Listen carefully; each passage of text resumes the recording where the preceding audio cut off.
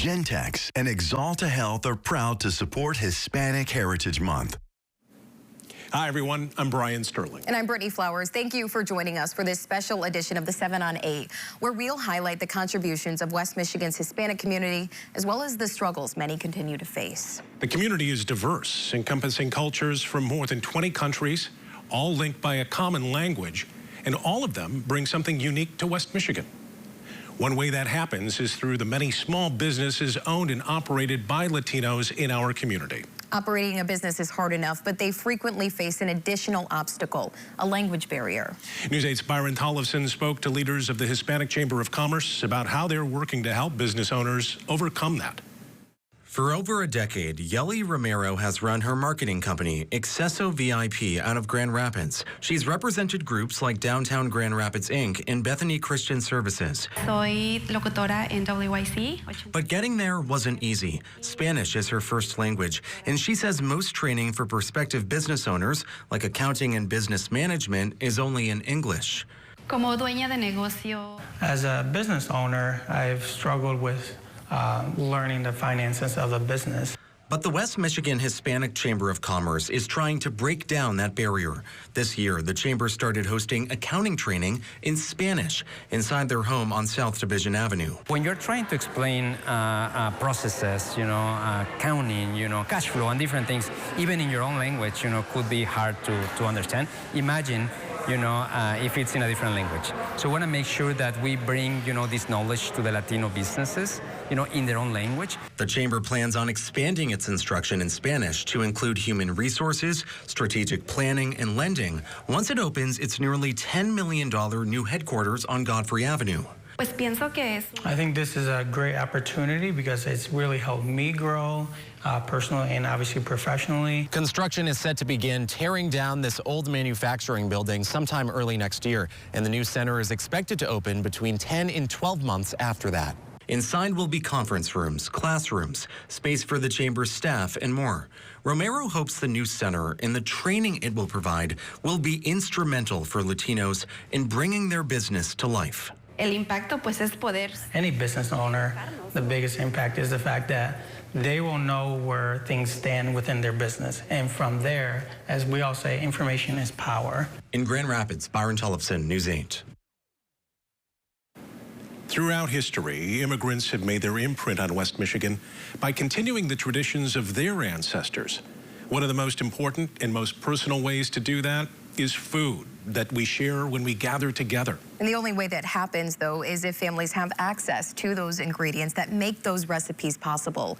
That's what's allowed a family-owned grocery store in West Michigan to grow and give all of us the opportunity to make those foods part of our family history. For Jose Luis Martinez, Superado Mexico is like no other store. This store have everything here. I founded everything. He lives in Holland, but while visiting his niece, he stops in to shop, picking up meat for enchiladas and chilies for his famous margaritas. I buy a lot of kind of different peppers, and I put tequila in there, and I leave it tequila like for 2 or 3 weeks, and we make spicy margaritas. He is just one of the shoppers checking out the store's aisles filled with fresh produce, meat, bread, and more. And more aisles like this will be popping up here in West Michigan as Superado Mexico is planning to open up their 4th location. We are very close, hopefully, to being able to actually break ground on the project and get something like that open. The chain has grown fast, with the first store on Clyde Park Street opening in 2006. 2 years later, they bought the second shop on Chicago Drive in Wyoming, then this store on Division. Now the newest addition will be on Cesar Chavez in South Grand Rapids.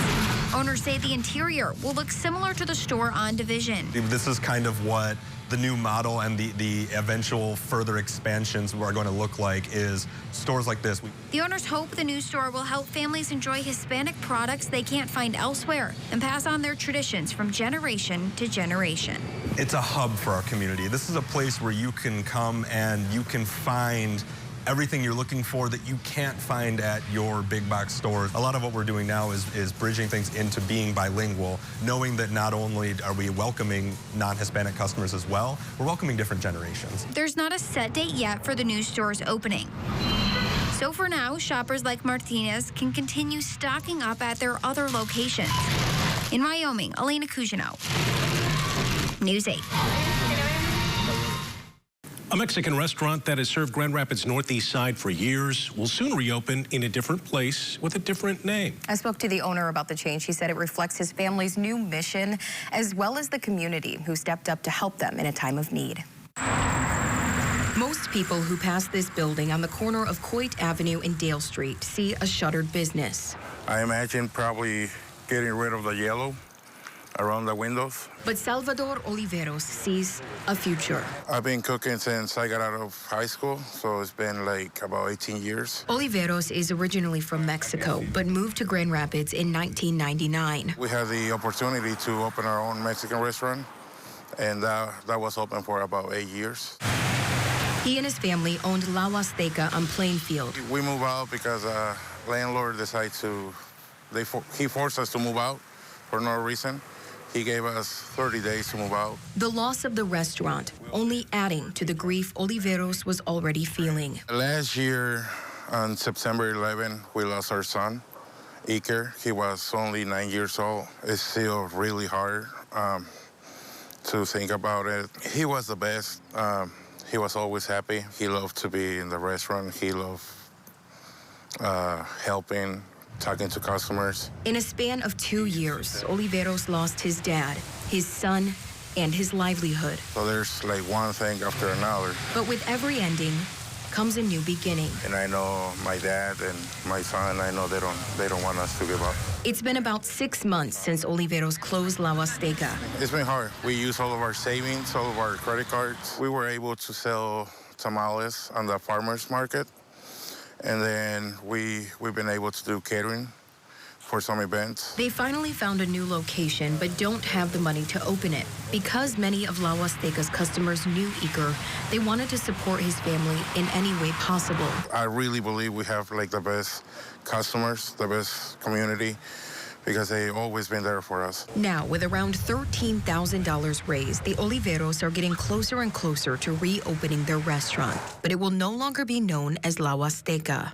It's gonna be Iker's Tacos. We all felt like it's the right decision to honor our son, a beautiful way to remember him. Chef Jenna, well-known owner of Amore, helped get a new logo designed, and Oliveros plans to hang it next to a frame where anyone who helped his family in any way can sign their name. All of this is going to happen because of them. They are helping making our dream come true. That's just like the best way to honor our kid. The Oliveros still have a lot of work to do to get Iker's Tacos up and running. They've been providing updates for the community on Facebook. If you'd like to support the family, we have a link to the GoFundMe inside of this story at woodtv.com.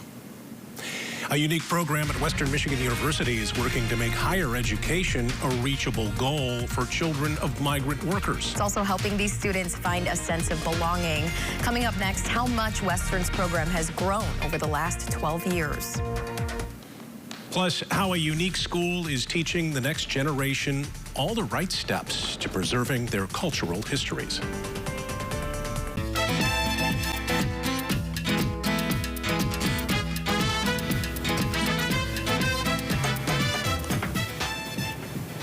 Latino communities have carved out places for their cultures to flourish, not just in West Michigan, but across the country. A dance studio in Texas is providing an opportunity for people to stay connected to their Mexican roots. My first name is Jesus, but everybody knows me by Chuy Chacua. I make some of these costumes, and it takes about 12 years of fabric. A lot of fabric for the movement. Stitch by stitch, one of the most important parts of traditional Mexican folk dance, Ballet Folklorico. This is what I do. Starts here, in a small room behind Chuy Chacon's dance studio. He makes costumes that stand out on stage, that have been captivating audiences for generations. Ballet Folklorico represents the traditions, the music, and the costumes for a nation. You know, every country has a folklore in their countries. The In Texas, we celebrate more folklore from Mexico because we are very close to Mexico. A lot of skirts, a lot of ladies trying to flirt with the guy. We have shows where we present, say, 6, 7 regions. The music is completely different. The costume is completely different. The style of dance is completely different. Locked hands, tapping feet in sync. Dance partners at the Roy Lozano Folklorico in Austin practice for hours to get each step just right before another performance. But when you put on the costume and on stage, you're actually showing people the colors, the culture, and it's just a very prideful moment. Dancers like Cassandra Gonzalez are part of a legacy dating back to the 1980s. I started dancing when I was 6. Many of them sticking with the company through adulthood. I was starting to learn the historical moments of these dances. There were stories behind them on why certain things are the way they are. Roy Lozano, a second-generation Mexican-American, started the company. And now it's one of the oldest standing Ballet Folklorico groups in Austin, according to the studio. There's no machines, it's all by hand. Staying connected to the deep Mexican roots is what keeps Ballet Folklorico alive. And it's why Chacon says he does not think the dance will ever die, at least in Texas. So many people craving the cultural connection. A lot of the people, they're not able to go back to Mexico.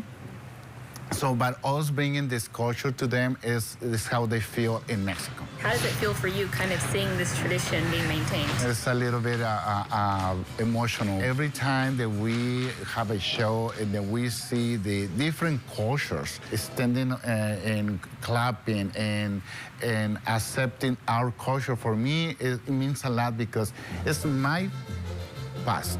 In Austin, I'm Jayla Washington. The College Assistance Migrant Program at Western Michigan University has helped migrant families reach their goal of higher education for more than a decade. News 8's Josh Sanchez shows us how one student has found a community away from his home thanks to the program. Flor es un estudiante en Kalamazoo quien dice este programa le ayudó a convertirse la primera en su familia a ir a la universidad. El sueño de pisar en una universidad estaba en la mente de Flor desde edad pequeña. Flor dice que vivió en Oklahoma por 10 años antes que su familia se emigrara a Fremont, Michigan, siguiendo trabajo de campo. Dedicada a hacer realidad ese sueño, Flor dice que visitó el campus de Western Michigan University en Kalamazoo 3 veces. Durante una de esas visitas, ella y sus padres conocieron un miembro del programa de asistencia universitaria para migrantes, o mejor conocido como CAMP. Ashley Bravo es la directora del programa. Ella dice que CAMP está enfocado en ayudar a los estudiantes durante el primer año de clases. Esa ayuda también apoya a los padres con preguntas básicas y cómo a llenar la solicitud para ayuda financiera. Muchos de los padres vienen de ingresos de casas que no son muy altos, entonces es importante saber que nosotros también les vamos a ayudar y apoyarles con las finanzas. Bravo dice que el programa comenzó con 14 estudiantes en el 2012. Ahora 380 estudiantes han sido atendidos por el programa. Uno de las estudiantes es Liz Morales. Ella estuvo en el mismo lugar que Flor en el 2016. Ahora ella está ayudando con los servicios para estudiantes. Morales dice que uno de sus puntos es a inspirar confianza en los estudiantes durante la transición a la universidad. Con el apoyo de CAMP pude navegar diferentes obstáculos y también inseguridades que tenía de yo misma, porque algunos momentos pensé que yo no iba a poder graduarme. Yo no me podía ver como terminando mi meta. Ese apoyo ha ayudado a estudiantes como Flor, quien dice ella encontró comunidad en compartiendo las mismas experiencias con otros estudiantes y mentores. Puede decir algo con que yo estaba batallando con, decirles algo chistoso y no sentir que ellos me iban a juzgar. Y en esa manera pues se formó toda una familia. Y pues nos decíamos familia y es algo bien hermoso. Flor dice que ella está estudiando para trabajar como una enfermera prenatal para ayudar a la comunidad latina. Gracias, Jess. This summer has been particularly painful for business owners along Cesar Chavez Avenue. That's because of a long road project that has forced them to fight to stay afloat. How the community came together to ensure the Latino businesses survive to see the project's end this week. And how all that work is supposed to improve quality of life in the neighborhood.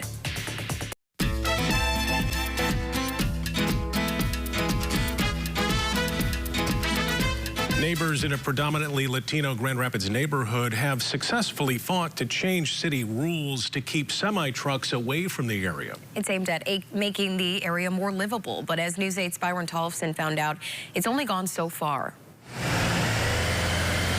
Despite a change in city rules aimed to keep semis away from much of Cesar Chavez Avenue, the trucks keep coming through. It is really the #1 concern that residents often bring up.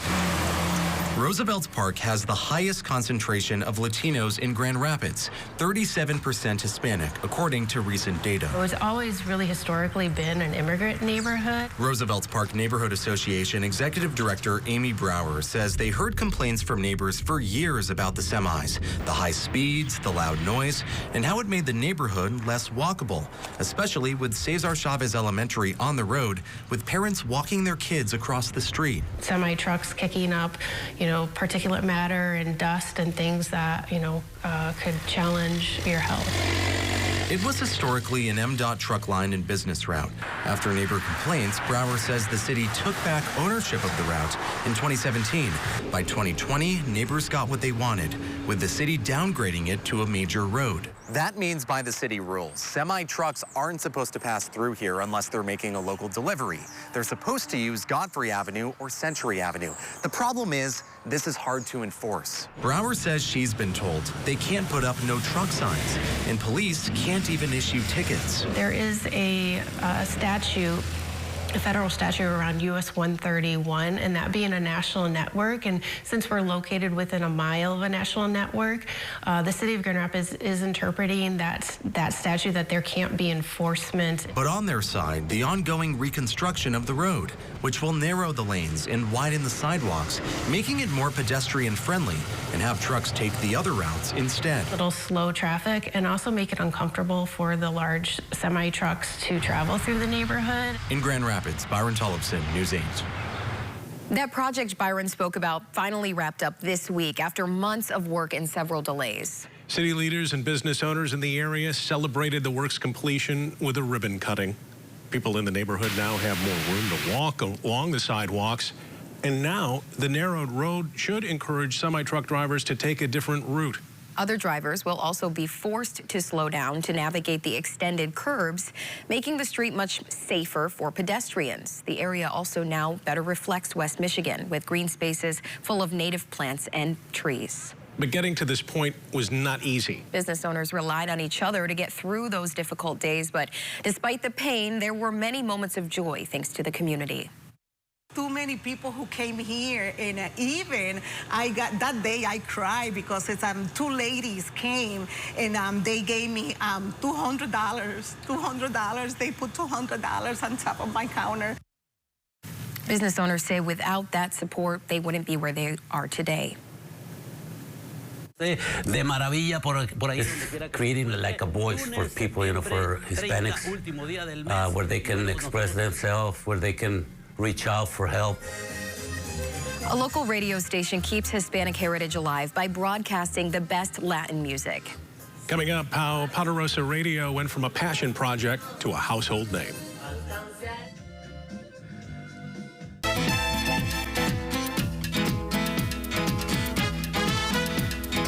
Generations, radio has served as a voice for the community. And in Grand Rapids Latino community, that voice is amplified at 93.3 on the FM dial. Elena Cugino takes us behind the mic at La Poderosa Radio. It all started 20 years ago with a dream. Now La Poderosa is a household name, and they're housed here on 28th Street in this studio. Mexicano, vámonos! Music is a huge part of one's culture. To hear a tune at a shop, when you celebrate with your friends or family, or even blast music when you're in the car. Claro. So when one man saw a need for more Hispanic music in West Michigan, he started working. It's creating like a voice for people, for Hispanics, where they can express themselves, where they can reach out for help. Mi estimado Chucho, muy buenos días. At the board, Efrain Cano, the man who started the only Hispanic radio broadcast that reaches Michigan, Indiana, and Wisconsin. It was a dream that I had to come over to Michigan and open a station. 20 years ago, he came to Grand Rapids from Chicago and got to work. At the beginning, nobody knew the station. It was hard. But little by little, it's been growing. They noticed that the Hispanic market is really important to the community, and we became the bridge to that market. ¿Qué tal? Muy buenos días, amigo. ¿Qué canción le vamos a complacer en esta mañana? Cuéntenos. Now they reach thousands of people with 6,000 listeners every day online. Cano's mission every time he goes on air to give the Hispanic community a reminder of home. Gracias. Ahí está. We have something where people can tune in and feel that their country, a little bit of their country memories when they were over there, and have a place, where they can express themselves. And help raise funds and give information about resources for those in need. That I can help others, that was my goal, and I feel very proud of that. Thank you for watching tonight and for celebrating West Michigan's Hispanic community with us. We hope the stories that we've shared with you have inspired you to appreciate the diversity within our community and connect with others of different cultures. Que tengan una buena noche y adiós.